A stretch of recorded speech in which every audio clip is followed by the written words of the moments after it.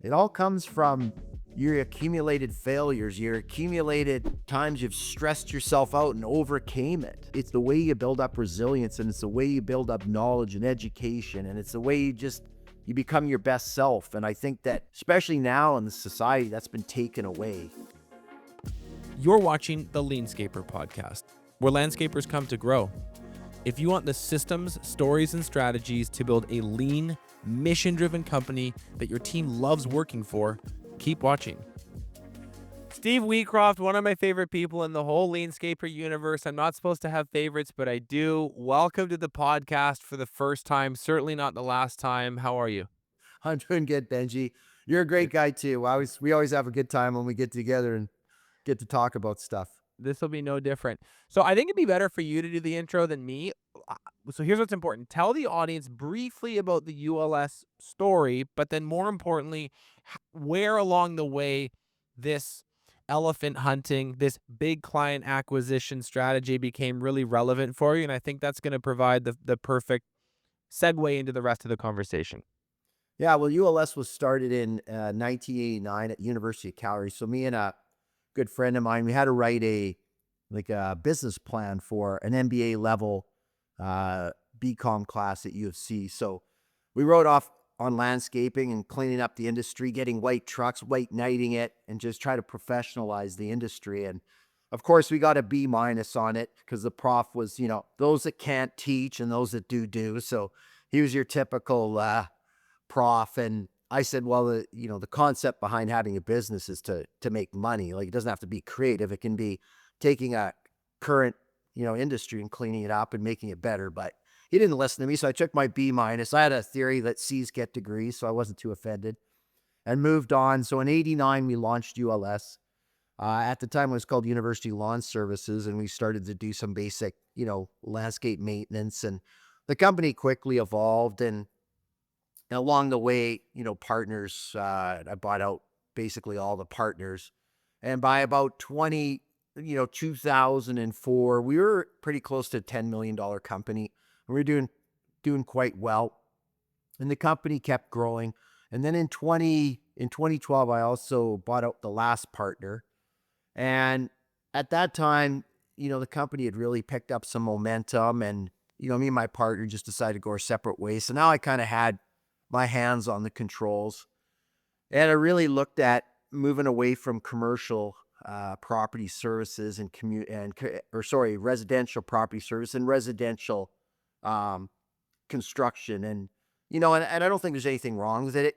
You get out of whatever sector you pick, you get out of what you put into it. But I just kind of thought, I wanted to get into like bigger contracts, like municipal contracts, government contracts, and instead of doing one Home Depot, I wanted all of them for Alberta because we were based out of Calgary. And we really started to embrace the idea of, what would it look like to have these really big contracts where, we could put a lot of effort in with, less clients, less dynamics, and really set the company up in that direction. So around that, 2012, 2013, we started to really morph into like a big service provider and really looked for big contracts. Now, we still had a lot of smaller contracts, but we found that, by grabbing these bigger contracts, it really added to the growth from a revenue standpoint. And of course, back then when I was a little bit more naive and younger, bigger's better, and, top line vanity, and you kind of get caught up in that. And I know a lot of other people that own companies even outside of landscaping. You meet them at a dinner party, what do you do? Oh, I'm a roofer and I do $5 million. They never start off with, I got a nice business, and, I make for myself maybe $500,000 a year. And me and my wife spend half the year in Mexico, and my kids are in private schools, and we jet set. Like, you don't ever hear anybody tell their business that way. They just always say how much money they make top line, which is really a fool's game, right? You really want to concentrate on bottom line, and that's where the sanity is. And cash flow is king, and you have to have cash flow in your business. It's like the blood, right? If you run out of blood, you're done.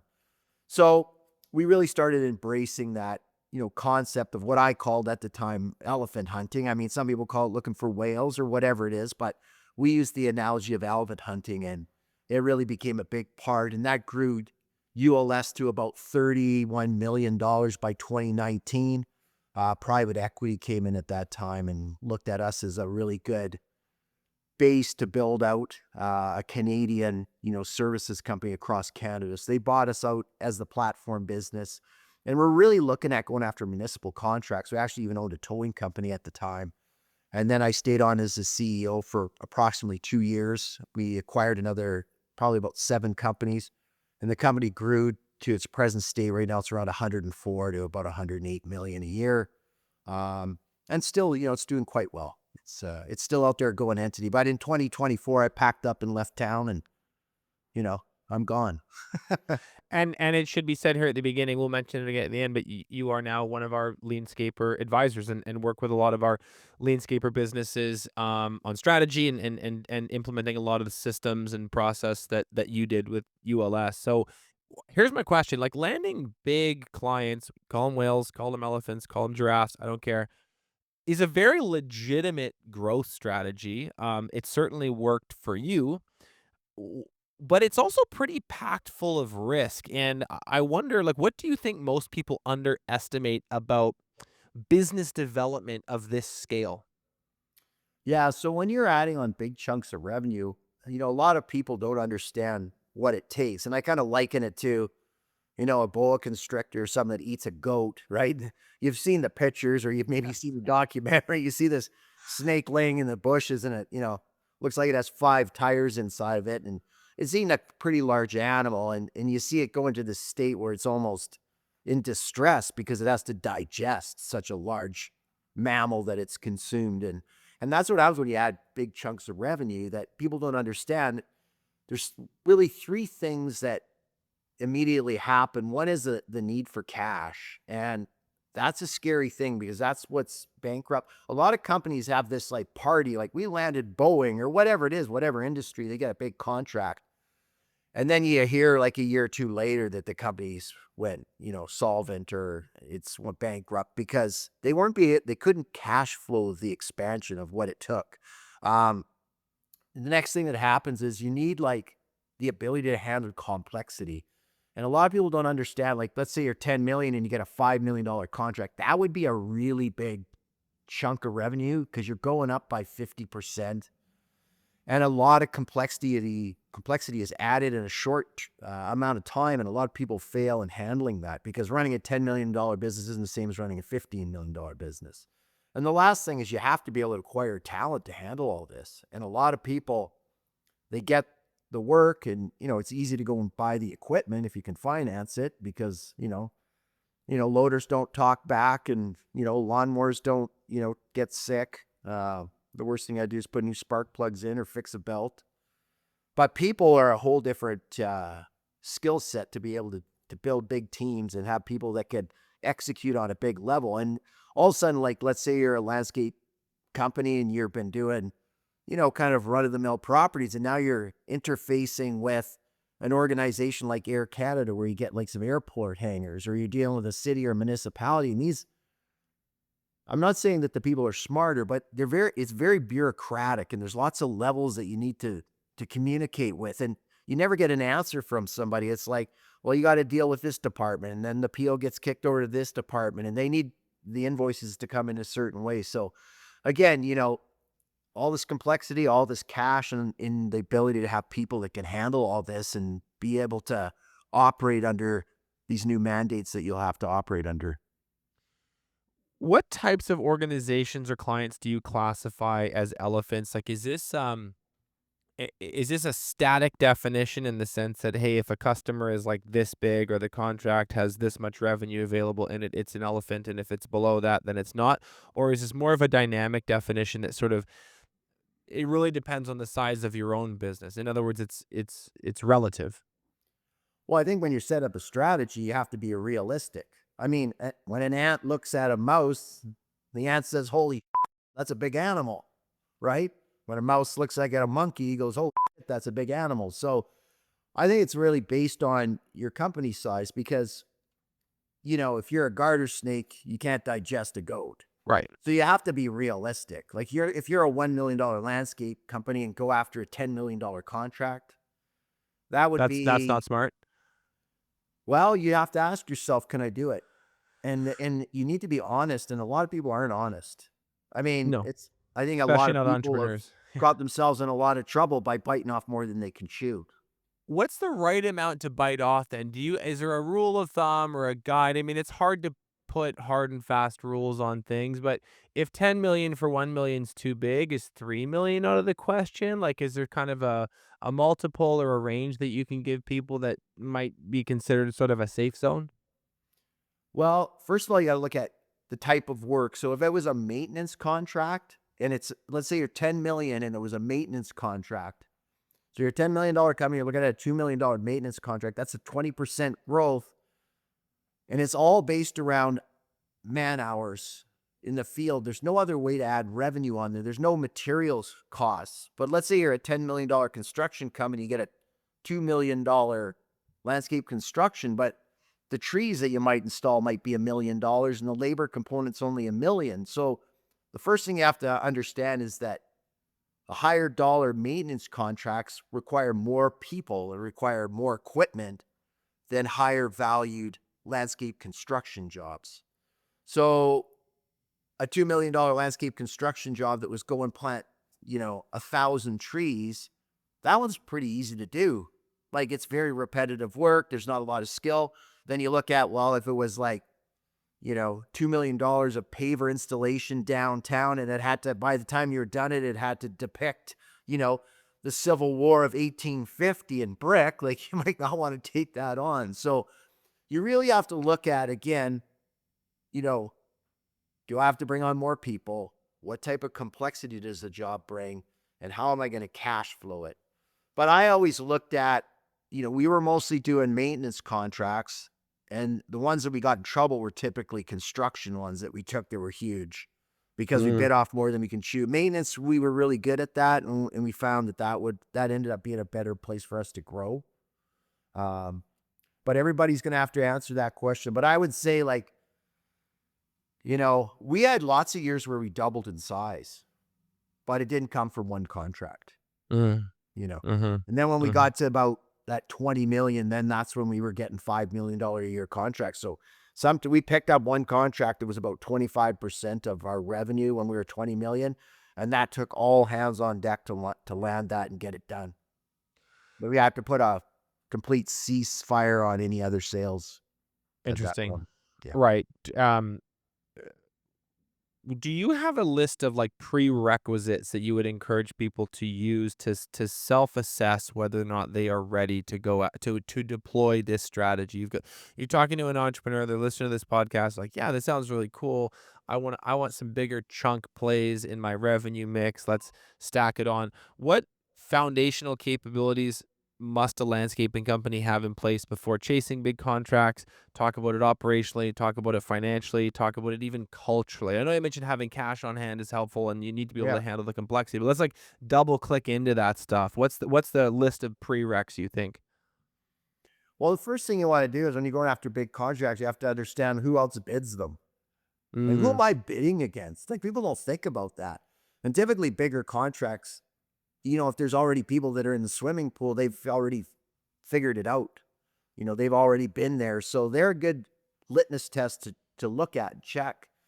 But a lot of the times when you start to bid bigger contracts, it comes with more qualifiers. So you have to have a certain level of safety programs. You have to have a certain, like, core rating for safety, or you might have to have, X amount of money in the bank. There's bonds that are required on a lot of these contracts.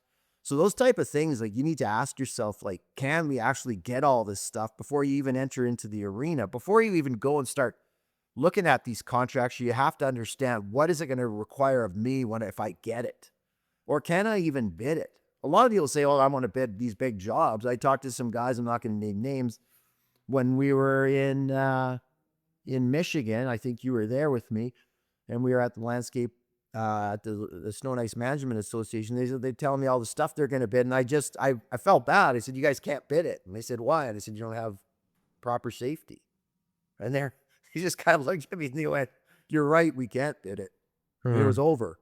The other thing, and this is just my own personal opinion, everyone can decide on their own, but if it's 100% price on a big bid, I don't even enter in the arena. How Why would do you one want to? know that? How does one determine whether or not it's just the decision is being made just on price?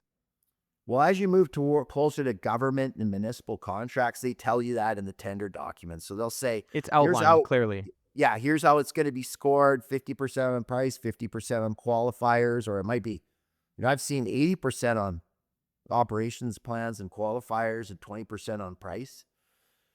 When I see that, where is only price, then it's almost impossible to be able to get that and digest it, facilitate it. Because if you waste even 5 or 6% of the money getting it onboarded, you're done. You're just not going to make money. So I think it comes with some patience, and you have to look for the right opportunities, right? Mm. And then stay within your bandwidth. I mean, you can stretch a little bit, but it's not fun getting put into special accounts management and going through bankruptcy stuff. I've No. been there twice, and I got out both times, and they say it's 1% chance of getting out. I mean, look, I got handcuffs on. I'm out, right? Houdini. But you got to be careful. Hey everyone, I'm asking a 10-second favor of you all. We built this podcast for evolved landscapers building lean companies in a rapidly transforming industry. That's you, by the way. So if you learn a lot or you feel inspired by the conversations we have, I'd ask you to consider sharing this show with a friend, colleague, mentor, or even a friendly competitor. I think people would be really curious to hear how you like map out a market and start to identify strategic accounts. Walk us through that process. What types of data sources or channels do you have your team use to map out, you know, where the elephants are? Like there's quite a bit of scoping in. These are large business development cycles that require a lot of work. So I think some pause is worthwhile and being careful with who you go after is smart. What kind of systems or process do you guys build for that inside ULS? Yeah, well, so we used to have kind of like a yearly meeting where we'd say, okay, let's identify some really, out of the park accounts that we could go for. And I would put them on a list. And then I would basically just say, it might take us 2 to 5 years to even be able to get in to bid one of these, but we made it part of the daily grind to pick away and ask questions and find things out. And as we learned, it helped us with other contracts too, because we were going for these really big ones. And along the way, we got the credentials to bid all kinds of other stuff. And you have to really be curious, and you have to have that, thirst to understand it and get involved and understand what it's about. So, you know, it's really easy. Like you just start, if you're driving around and you have some awareness, like maybe turn the radio off. Like we don't always have to listen to yacht rock, and think like, well, I just drove by this football stadium. So a good example was like, we got McMahon Stadium for the Grey Cup one year, and they asked us to take care of all the snow and ice management for it. Oh, sorry, it wasn't the Grey Cup. It was the first time they had the Heritage Classic. So it was Calgary. I think they played Montreal. And it turned into being like unbelievable for us. We ended up getting highlighted on Hockey Night in Canada, and they had, I think it was Tara Stone was up on the Melter with us, and all this was free advertising. I mean, I would have done it for free if I Right. knew what was coming. But that made us such a big name for about a year in Calgary and snow removal. Because here Mm. and our the employees were pumped. Like, could you imagine you get free access? I mean, the Heritage Classic, I don't know if you guys remember, but it was -30 that night. So that part wasn't fun, but we did all the snow removal leading up to that. There was a blizzard a week before. We were on the national news or on the Calgary news, and that was just us going by going, well, what are they going to do if it snows here? I should phone. And then I found out, oh, one of my old hockey coaches was on ran the maintenance for the stadium. And then he got me connected with the guys putting it on through the National Hockey League. So there's all these different, you just got to be curious. Like that's what I ask people, like, what happens when you get, kids are so curious about things like, hey, Dad, how does that work? Or, you see that commercial now, oh, Dad, where do bunnies come from? Well, we all know where bunnies come from, but I mean, apparently this kid doesn't. But like, you got to be curious. Like, who looks after the hockey rink? And Who looks at, like, when you drive around a city and, like, for snow removal or grass cutting, there's all these big areas, like, who's doing it? I Right. mean, a lot of people in their own cities, like, our Calgary's pretty big, so you don't know everything. So you gotta get curious about these contracts and start to ask yourself, "Well, how do they get done and who does them?" But a lot of it can be seen in physical reality. Like you see, Oh, you can just yeah. drive around and see it with your eyes. There it is. Yeah. There's a huge facility with a parking lot. There's a big building. There's a logistics center. There's a Lowe's. There's a Walmart. There's a school. Like there's, it's not difficult to find this stuff in your locale. I don't know. It's an interesting comment. I thought maybe you were gonna say we have this really advanced sort of we buy a list and we filter it this way and then we send an email blast. But Okay, there when you go, like, there's Mercs and there's different, like, tendering sites. They're professional tendering sites. Like, I think it's called Daily Bids in Ontario. I still have it on my phone. I mean, I get kick out of it. It comes up every morning and I can scroll through and it sends me all the tenders in, like, all around Toronto, all throughout Ontario. And I can just see hundreds of them and I can go deeper into it. Now, I just kind of look at it now for fun and just because I haven't unsubscribed from it. But there's government lists, there's municipal lists, there's, you know, all types of different organizations that use companies to tender their work for them and put it through a process through so those lists are out there and everybody can access them. Most of the time they have to be accessible by the public so that it's a fair tendering system.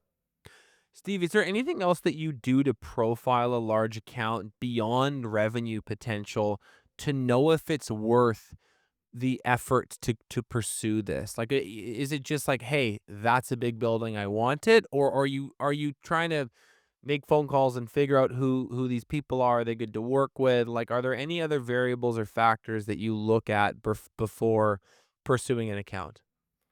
Yeah, now luckily for me, like I went to university here and I played junior hockey in Calgary, so I stayed here because I wanted to go the US scholarship route. So I played hockey for the Calgary Canucks, which was here in Calgary. And then I got lots of offers to go play all over the place. My mom and dad left. They started up a business. They wanted me to stay here. So I got a full ride hockey scholarship to U of C.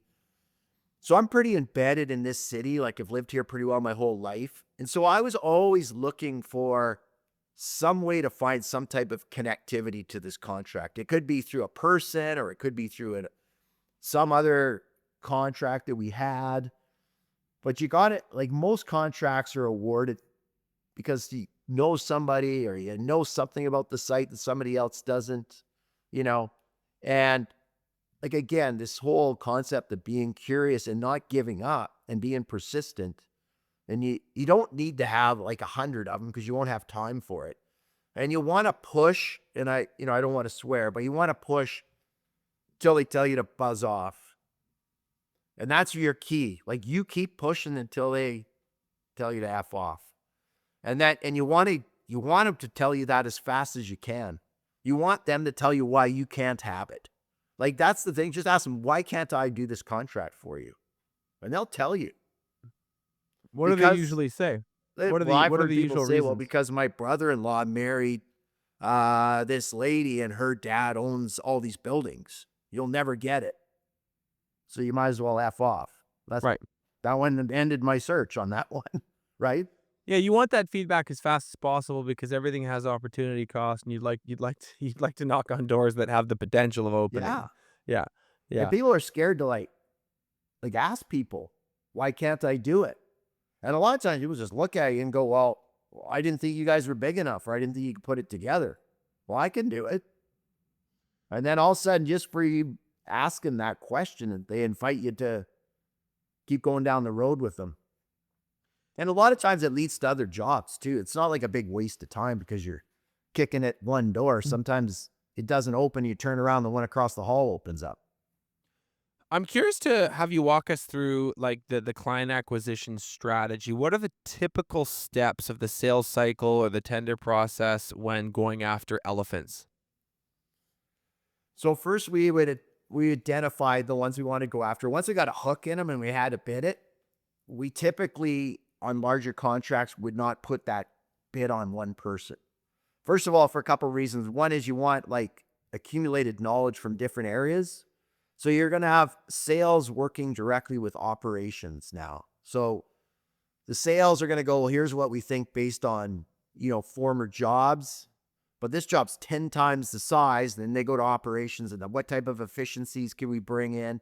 How would you put together an operations plan? And then we asked operations to come up with an idea of how they would get it done, because that plan and how much more equipment would you need, how many people would you need is going to drive pricing. So why do you want a sales guy that hasn't been out there running the equipment, been out in the field all the time, coming up with some guess on $1 million job? You Right. have, and so we would put it like a group. So you're going to There's bid a this amount. committee, there's a task force that kind of gets Yeah, put on yeah, these. it's almost like special ops team. Yeah. And it really shows the value of your key operations people. I always said, like, my theory is operations always trump sales. Like, if I had to, like the movie where you have to shoot one of your kids, like I'd shoot the sales guys in the head, we'll keep operations. You could edit that out, but I it think was, we might clip it for socials, actually. That was gold. but, if you don't do good work, you're just gonna you're gonna chew through clients and throw them back, and you get a bad reputation. You can't make money, and nobody wants to work there. If you got really good operations, it's always delivering, makes everybody's job easier. And our salespeople, that's the biggest complaint with salespeople. Well, I bid it and they screwed it up, or I bid it, they took too many man hours. I hear it all the time. It's because your ops guys should be better than your sales guys. So the sales guys need, and I'm not saying that in like, that sales guys they're very important too, but I'm telling you, if I have to pick, I'm an ops guy all day. So I value their opinion when we're bidding these bigger jobs. So sales goes, oh, we can do that in, 1,000 man hours. And ops is like, no, we can't. We can do it in 900, or we can do it in 1,200. They know better than sales guys. So you put this task force together, then what? Like And then they crunch the numbers and they play around with it. They come up with a bid, and they kind of sit on it, depending on timelines. And then we do kind of a final review and go through it. And typically it would have been somebody outside of that team that would sit in on the final meeting. So it would be, we had some guys that were higher up in senior management. They would come in and they would pitch it to them. Like, here's how we figured this all out. And then that person would double check it, make sure there wasn't any glaring errors. And you can see that a lot of times, especially in snow quotes, where I've checked on them. I'm like, ooh, that's not going to work that way, right? And then once they've kind of done all that, then along the way, there's a question of, can we finance it? Can we deliver it? And then we have to kind of put together, okay, what happens if you do get it? Like, you just don't want to bid it, go, we might get it, we might not. Then you get it. Now you got a month to get 25 new trucks on the road. So could we actually deliver? Now you got to think in here, we got it now. What are we to do? And now you got to put, here's the whole team that builds the quote. Now we have to think about, and now we even bring in more ops, and how would we deliver this?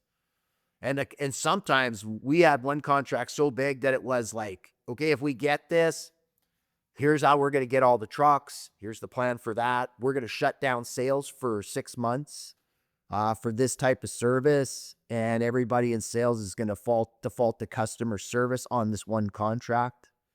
It was basically like $30 to $36 million contract over 6 years. And then and then once we had an agreement that we could deliver, and then we went in and pitched it. We put our bid in.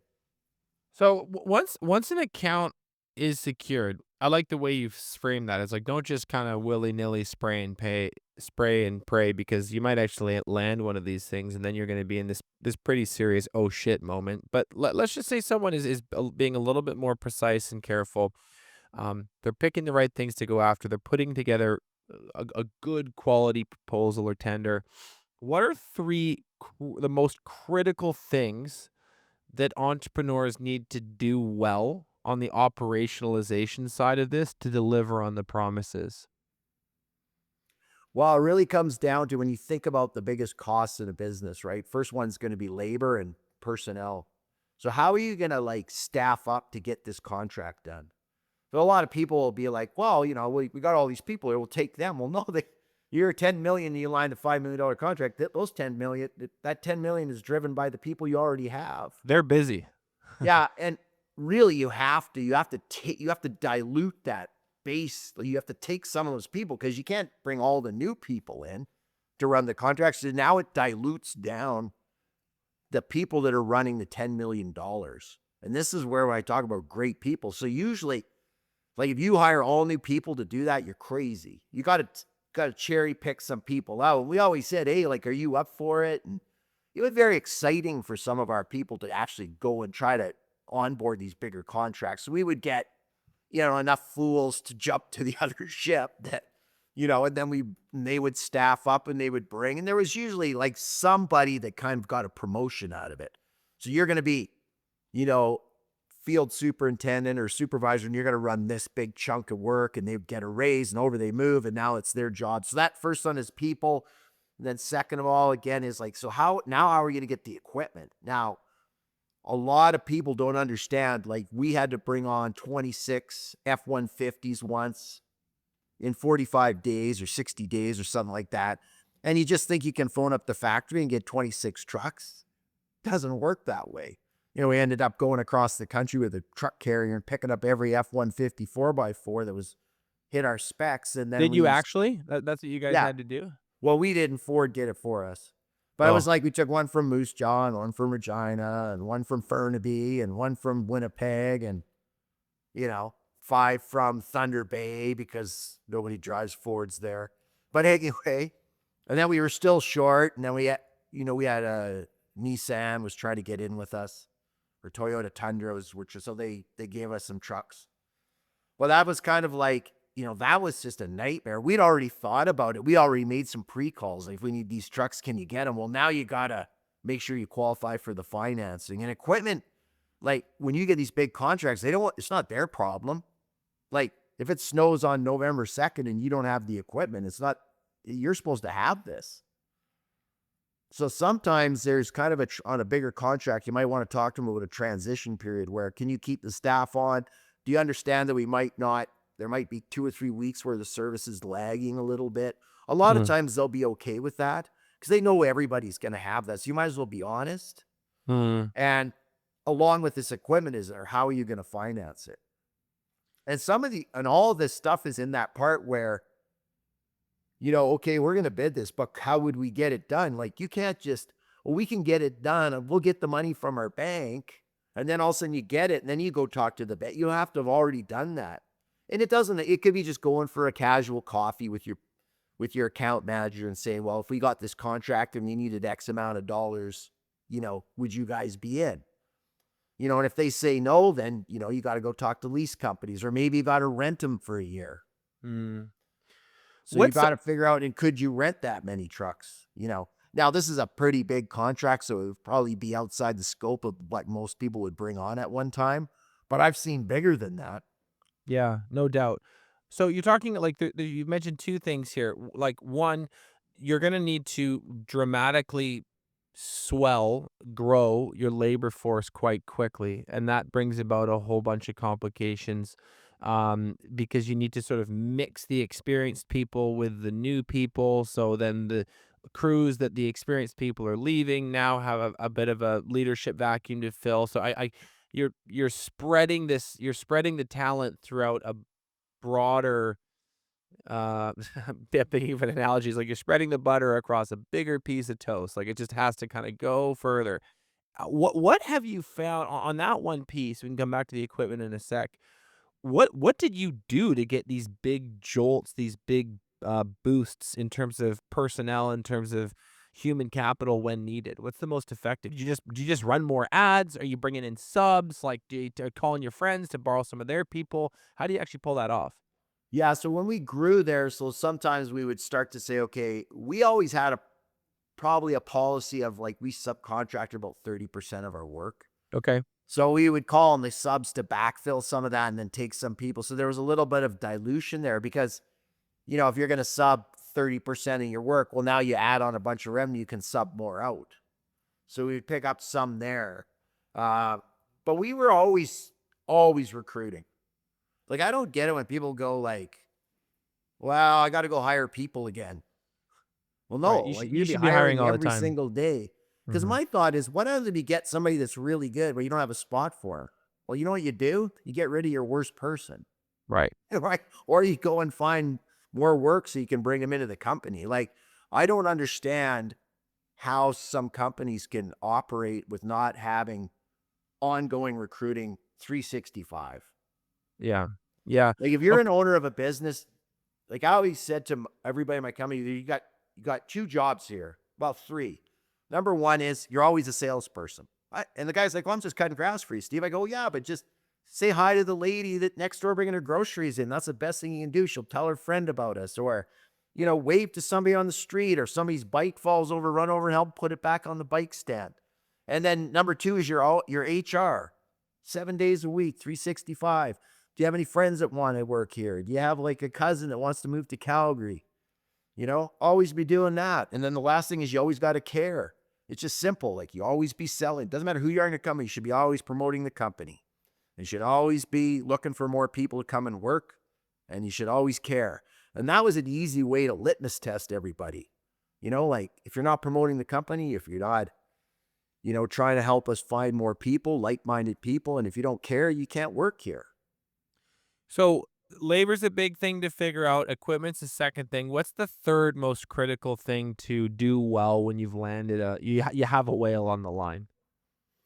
Well, one of the things that's really dangerous with big contracts is not understanding the terms of payment. And now what'll happen is when you get into these big organizations, they have really good ways to stretch payables. And Mm. now you're this small company, you've taken on a big contract, you've got this elephant, and holy smokes, like you got all this revenue, but it's locked in the elephant cage, and you want to move the elephant over onto your safari farm, and you can't even get him out of the cage. So you have to quickly understand how important it is to be on top of the AR on that. And that is where a lot of people make a big mistake. Well, They don't, they, and you should know that before you go in, like, what are your terms? And you have to understand how are you going to play that into your cash flow? And the very first time that they don't pay exactly on the dates or when they're supposed to, you better be down there having a meeting with them. Because now, even though they might be a big entity, they be a government or anything, they're like, I liken it to the bully on the hockey rink. He's gonna keep being a bully until somebody stands up to him. So when you get bullied in these relationships, I don't care if you're a $10 million company, you're dealing with a $500 million company. You show up there in your nicest, you know, shirt you got, and you walk in there and you say, I'm a business owner. I own this business. You're in this big corporation. You don't own it. You don't know what it's like when you don't get paid. And I need to get paid. And if you don't pay me, I'm not going to be able to do this contract. You have to understand when you have leverage. mm. And it might have to be like, and you got to be careful with it. And it's better, you get more bees with honey than with vinegar.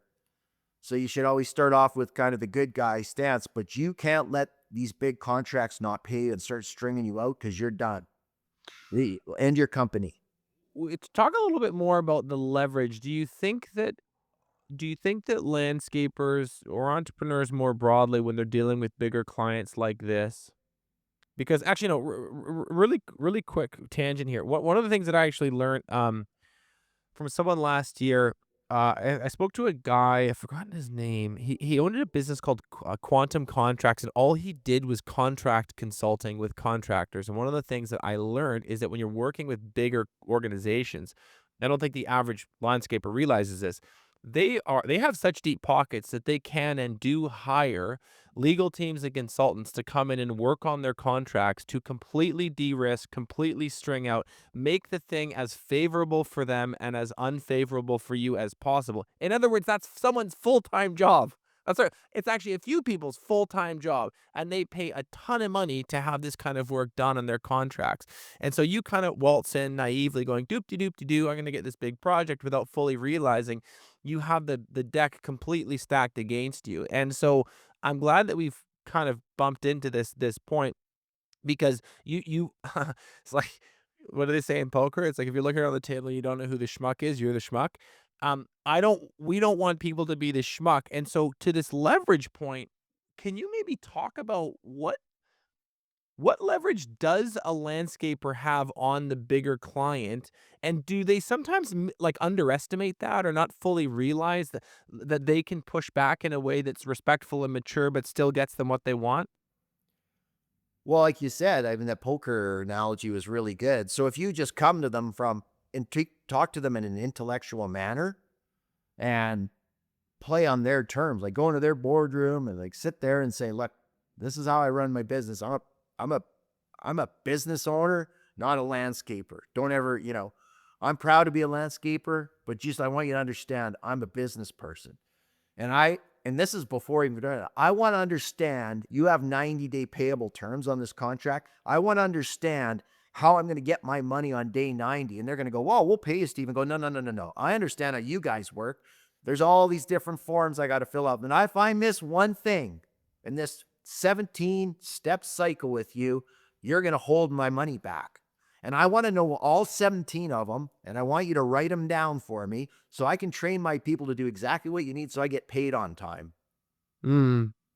And then when they give you that, you make sure that you follow it to a T. And then if they don't pay you, you go, you guys told me this. So here he sent me the email. I did every single thing here. Why didn't I get paid? Then if they don't pay you and they can't give you a good explanation, then you got to like look at them and say, you know what? I have the right, and you gotta be careful. Like, I'm not gonna name who we said it to, but we said it to, like, we sent an email to a guy once saying we're gonna stop the contract, and he did not email us back. He showed up at our office and he said, don't ever send that email again, or you'll never work in this city, is what he said. And he said, I'm gonna get you guys paid, but you've got to promise me you never send an email like that again. And we said, yeah, no problem. We won't. But I mean, it got a lot of attention. Right. You Yeah. know, Interesting. Lesson we learned. basically said, we're following the rules and you guys aren't paying. Like, I don't know who we have to talk to, but Little passive aggressive, little it wasn't passive good. aggressive email from Yeah. Steve. Yeah. I'm not naming names, but I'm just saying it comes to a point where it'll bankrupt your business. And Yeah. there's you got to fight, you start fighting for the surface before your head goes under, you know. Any other things that any other, again, we don't need to name names or do specifics, but are there any other lessons from, big deals that you landed that turned into real operational nightmares? What went wrong? What systems did you build afterwards so that that didn't repeat? Well, I wouldn't even say we built a system. We just it stopped our whole company from working for a certain category of Client. contracts. And Yeah. Yeah. I have no qualms in saying it. We just stopped working for general contractors. Right. We had a very large job with a major general contractor, and I always make the joke that the asphalter and the landscaper are the last ones into a project, so everybody just keeps wrecking their work because the siding guy has to come back, so he wrecks the plants, and the guys that have to put the new HVAC systems, they forgot when they come back and they drive a crane in and wreck the asphalt, and then you guys have to warranty it, and you never get paid, and you get jerked around. So really what happened was, that whole story again of the payment terms. They found every way to delay payment. We were supposed to be paid in like 120 days, and we ended up getting paid in 460 days.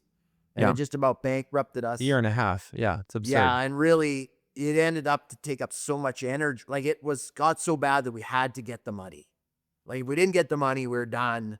And by the time we got the money, we basically lost probably, I think it was a $6.5 million PO from big general contractor. And by the time we got done that whole job, and job cost us 400 grand. Yeah. And Yeah. all I Big got mistake. was a letter from the mayor of Calgary telling us how awesome we were for fixing up the Calgary Zoo. Right. Yeah.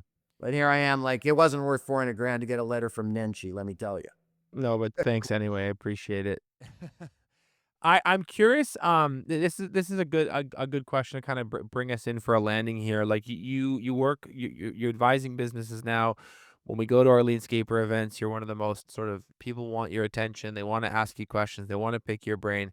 When you have a younger entrepreneur who is wanting to make this jump, how do you emotionally prepare them as an owner to let go of the control needed to truly scale at this level? Yeah, that's a great question. And it's funny because everybody in life no matter what they do. Or let's say like, I can't, I can't lose weight, or I can't get my business to lay. It's always about yourself. And it's a tough thing to realize that. And and I made lots of mistakes along the way. Like I'm speaking at the Big Snowposium, and my whole speech at that event, Toronto, is like, this successful journey paved with mistakes, because really the only way you can get better and grow your business is by failing, and then, just not enough to end you. And then understanding that everything is getting held back by you. And once you kind of get over that and realize that if you know everything in your business, then you're done, because you don't have enough smart people there. So I learned that. It took me a while. It took me probably 10 years before. I hired some great people and I did delegate, but I didn't have mass delegation, probably until I was 10 years in. And that's why it took me so long to grow in the beginning, because it was always about Steve. Like, Steve has to do this. And then I started to realize, like, wow, delegation builds the nation. What a great feeling when not only that it makes it easier on yourself, but you get to share in it, you know? And that's what made it so fantastic, because you got to Mm. share with people to help you do this. And so I think that the young people that can figure it out quickly are very successful when they realize, I'm only part of this whole thing. I might own it, but the success, I'm only a small part of it. And the accolades will come at the end when people go, wow, you're a great team builder and you got these great group together. Like, you've got to understand that people are going to notice that, and you're going to get a lot more pats on the back and kudos for building great teams than you will for building a company that's contained within your own mind, your own box, right? In order to do that, what have you noticed entrepreneurs need to stop doing in order for that to become a reality? Well, I think it really picks up speed when you realize that you shouldn't do anything. Like, that's when I really started to figure it out. Like, every time something came up and I had to do it, I said, I'm just going to get somebody else to do it. So then my whole job began. I always thought of myself as a hub. Like, so some information or data or a task would come to me, and I'd spin it around long enough to kind of somewhat understand it, and sometimes not understand it at all, and then give it to somebody else. Mm. And then I would check back in to go like, well, how are you doing? And what have you learned? And it also makes other people around you just feel so good, you know, Mhm. and they grow, and they want to, they love it when they have people that they work with that are the owner or the CEO or their manager that do that kind of stuff, that don't micromanage them. And give them big projects to do. This is a perfect example, right? Like, what you're doing. Like, come on into this company and go for it. Yeah. It and it has made me feel good, but it is also daunting, but it's the greatest catalyst for growth. I mean, I just think that to go back to your analogy, like, of a boa constrictor eating a big thing, like, it's kind of the only way to grow. Like, I've come to accept the fact that in order for an entrepreneur, a leader, an executive, a technician, anyone in a business to grow, they just kind of need to bite off more than they can chew and chew it. You can read all you want, you can do podcasts all you want. Those are great things to supplement the learning and maybe expedite it and keep your brain thinking about the right things. But at the end of the day, like, push does need to come to shove, and the people who can do it do it, and the people who can't kind of falter under the pressure. But it's humbling to accept the fact that there's kinda no other way. Well, there isn't. And if you think about it, what's the way to get bigger biceps? You do arm curls, and And you fail. You go to failure. yeah, You go to the point where you can't lift it up anymore every single time. I That's mean, the only way. I watched that documentary on Arnold Schwarzenegger, and they got the part where it's his bodybuilding career, and then the movie career, and and he just, I have a lot more respect for him than I ever get. I always like Arnold, right? He's got some good movies. He's got some bad ones too. Like, I don't think I've ever watched Twins, but anyway, um, that whole concept of, like, he just always was pushing himself. I started off with being in the gym, and he just worked harder than everybody else, and he just got bigger because he pushed himself to exhaustion and failure. And now you got to be careful. But that's just how growth comes. It all comes from your accumulated failures, your accumulated, you know, times you've stressed yourself out and overcame it. Yeah. And it's the way you build up resilience, and it's the way you build up knowledge and education, and it's the way you become your best self. And I think that especially now in the society, that's been taken away from. I see where I've actually been in situations where people are like, "Oh, you're trying too hard," or, "Why are you so intense?" Like, they'll say that to me, and I hear that and saying that to their kids, or saying it to people. And I mean, there's always got to be somebody that's the most intense, and there's like, you don't stop them from being who they are. You let them go. They'll be great in their own way, right? Steve, you are always, always, always, just full of wisdom. If by the way, I'm gonna plug you for you. There is a link in the description underneath this episode. If you are if you're in the LeanScaper community, even if you're not inside the LeanScaper community, you want to learn about working with Steve, and in some of his advisory packages, there's going to be a link in the description that you can click on. There's a dedicated landing page for him. Learn about his career, learn about the types of subject matter that he consults on and advises on and helps you with. You can do that there. Any closing comments before we go, Steve? No, but I do like you, Benji. We always, like I said, I've been on. I think this is my 11th podcast, and yeah, I was on one with you earlier, and that's on my website. The one about the private equity. That was a great podcast. I've had so many people call me and say thank you. That really helped me. But you are the best host I've ever been on. Thank you, man. I really Yeah, appreciate it. We'll do this again soon. yeah. Okay, buddy.